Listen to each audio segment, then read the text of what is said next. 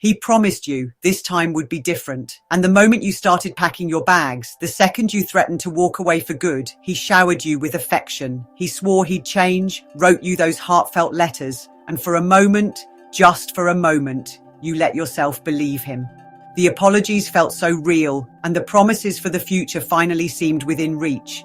But now, weeks or maybe months later, the crisis has passed, and the old patterns are creeping back in. The dismissiveness, the subtle put-downs, the way your needs are once again an afterthought. You're left questioning not just him, but yourself. Was any of it real?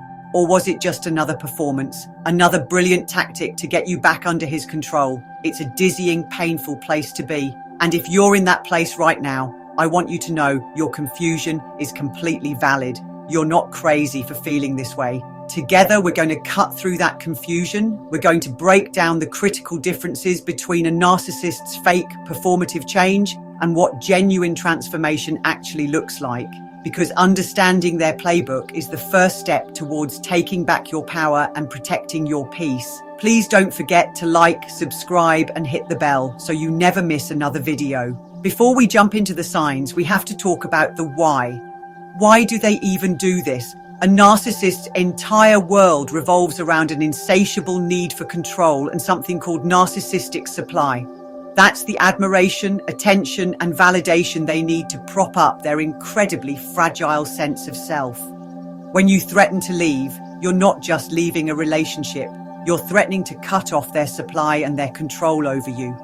This triggers a panic, a desperate crisis in their mind that has to be managed immediately. The change you see isn't born from some deep self-reflection or empathy for the pain they've caused. It's a survival strategy. It's a carefully crafted performance designed for one purpose: to pull you back into the dynamic where they feel powerful. They will say and do whatever they think you need to hear to get you to stay, but because it's just an act, it's not sustainable. Once the threat is gone, once you've unpacked your bags and settled back in, the energy for the performance runs out. The mask slips and the old behaviors return because the person underneath never actually changed at all. So how can you spot this performance while it's happening? Let's get into the red flags. Pay close attention because these signs are often designed to look like the real thing, but they're a wolf in sheep's clothing. Sign number 1. The change is sudden, dramatic, and triggered by a threat. Think about it. Real, lasting personal growth for anyone is almost always a gradual process. It's slow, it's messy, and it's filled with hard work and setbacks. A narcissist's fake change, though, it's a Hollywood-style overnight transformation that happens that they feel the threat of you leaving.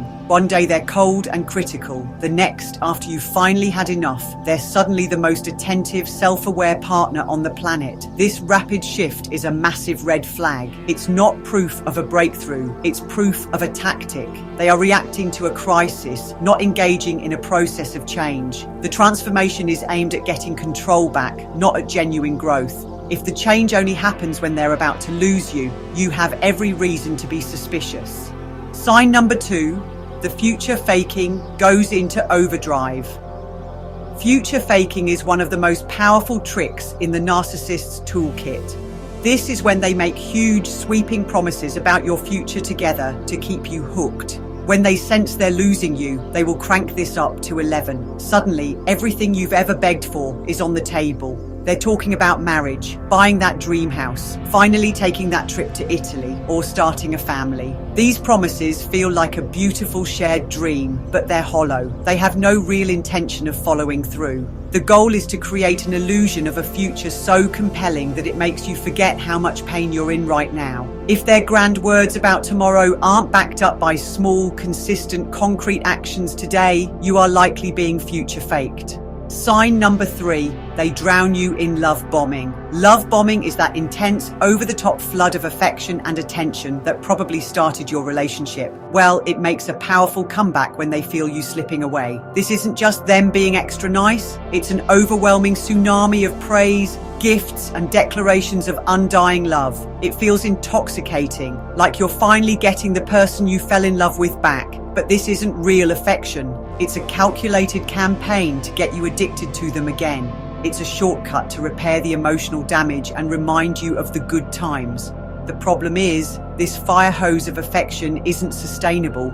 and it's just there to mask the real issues. Once you're safely back in their orbit, the love bombing will fade, often as quickly as it started, leaving you high and dry once again. A key part of this whole cycle is how they can make you question your own mind. If you find yourself constantly second-guessing what you saw and what you heard, you might be experiencing gaslighting. This is a very serious form of manipulation. I have another video that goes deep into the signs of gaslighting and how you can start to protect your own sense of reality. Go check out all the other videos when you subscribe to my channel. Sign number 4. The apologies are hollow and lack accountability. During the "I've changed" phase, a narcissist's apology can sound incredibly convincing. There might be tears, expressions of regret, all the right words, but you have to listen very closely. A fake apology almost always lacks real accountability. It might be followed by a "but" that sneakily shifts the blame back to you. Ever heard, "I'm so sorry I yelled, but you were really pushing my buttons"? Or they might offer a vague blanket apology like, "I'm just sorry for everything," without ever naming the specific things they did to hurt you. Someone who is genuinely sorry will focus on feelings and take full ownership of their actions. A narcissist's apology, on the other hand, is focused on getting a desired outcome, your forgiveness and an end to the fight. The behavior never changes because deep down, they never truly believe they were wrong. Sign number 5. The change is purely performative. This one is subtle, but it's critical. Is their change actually part of who they are now, or is it just a role they're playing? For example, they promise to be more helpful. You might see them loudly washing the dishes or making a big show of cleaning up, making sure you see it. They might suggest going to therapy, but then never actually schedule it, or they go to 2 sessions and declare themselves cured.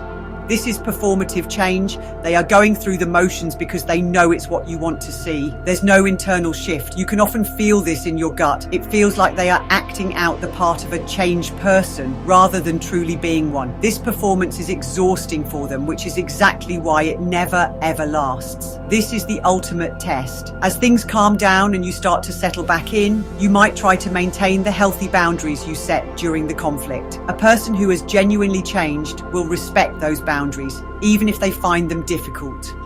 A narcissist will see them as an obstacle. When you hold firm, maybe by asking for space or refusing to get drawn into an old argument, their true colors will start to show. They'll get frustrated, irritated, or even angry. You'll hear things like, "After everything I've done to change, you're still punishing me?" Or, "I guess nothing I do is ever good enough for you." That reaction tells you everything you need to know. It shows you the change was conditional. It was a tool to get things back to normal, and your boundaries are getting in their way. So, if those are the signs of a fake out, what does the real deal look like? It's important to know the difference, not just to protect yourself, but to honor the fact that real growth is possible. First, real change is gradual and consistent. It's not an overnight miracle. It's a slow 2 steps forward, 1 step back journey that unfolds over a very long time. Second, it involves unprompted accountability. A person who is truly changing will bring up their past mistakes and express remorse on their own without you having to drag it out of them. They do this not to get something from you, but because they are genuinely reflecting on their behavior and the hurt they caused. Third, real change shows up as empathy in action. They will make a consistent, ongoing effort to understand your feelings and put them first, even when it's uncomfortable. They listen without getting defensive. And finally, genuine, lasting change is almost always supported by long-term, intensive professional help. This isn't about a few sessions of couples counseling. It requires deep, specialized individual therapy over months or even years to explore their core issues. And most importantly, they have to be fully committed to doing that hard work. If you're recognizing the signs of fake change in your own life, the most important thing you can do is shift the focus from them to you. You can't control whether they truly change, but you can absolutely control how you respond. 1. Trust actions, not words. Their promises might sound beautiful, but their patterns tell the truth. Make a promise to yourself to base your decisions on their consistent behavior over time, not their beautiful words during a crisis. 2. Hold on to your boundaries. Your boundaries are not a punishment. They are an act of self-preservation. When they push against them, see it for what it is, a sign that the change wasn't real. 3. Keep a private journal. When you're being manipulated, it's so easy to question your own reality. Write down what happened, the things that were said. This isn't about gathering evidence to use against them. It's about creating an anchor for your own mind when they try to tell you that never happened. 4. Seek outside support. Please talk to a trusted friend, a family member, or a therapist who understands this dynamic. Getting an outside perspective can be a lifeline. It can help you see things clearly and validate your feelings, reminding you that you are not alone and you're not overreacting. He promised this time would be different, and maybe, in a fleeting moment, he even believed it himself. But hope is not a strategy.